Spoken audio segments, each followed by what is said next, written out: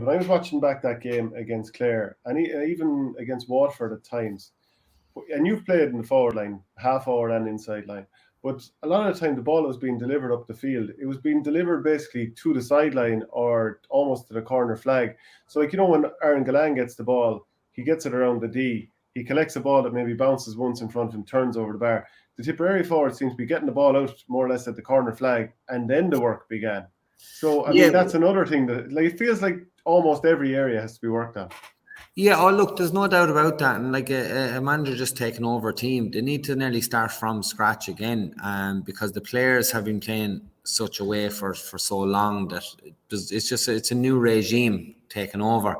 I do think the war. Look, there was a time and a place for it, but I do think the ball being delivered out to the corner into the space, hit the space, not the faces.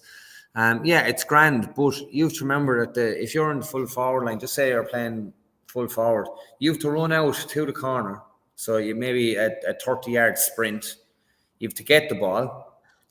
Then you have to turn a man and beat him and run back the 30 yards. Do you know? So you're basically doing 100-meter sprints just to get the ball and get a score. But look, you mentioned Gillane there and Limerick. They move across, like they don't play three inside, they play two inside. A lot of times, possibly one inside. It works across the line. But if he sees the ball, and I've seen it, and I've kind of done a bit of analysis on it, that if they're working the ball out, you see him, he walks out. You can't see here. I'll put up my phone and we can use that. Like if they're playing up this way and they get to a certain place, he'll walk out not to the sideline, but he'll walk out to the corner away from the goal. And then as soon as they get up to a certain distance to deliver the ball in, that's when he makes a bust back across the D towards the penalty spot, we'll say. So that a lot of the ball is being delivered in there. Or if you're looking at a goal between we'll say a normal club pitch, the two poles for the nets behind the goal, they're delivered into that space.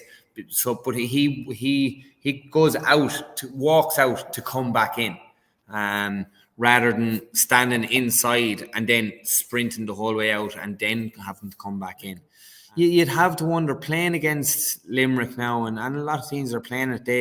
The half forward line pulls out, nearly playing as a midfield. You'd nearly wonder, right, will I have my centre back just sitting in front of the full back line, whether there's two or three, or one inside there, go man for man in there, but just have one man out sitting in front of them. Because it's what every forward wants is space, and if you don't cut down that space, well then it's a dream. It's like Kilmacud Sevens hurling,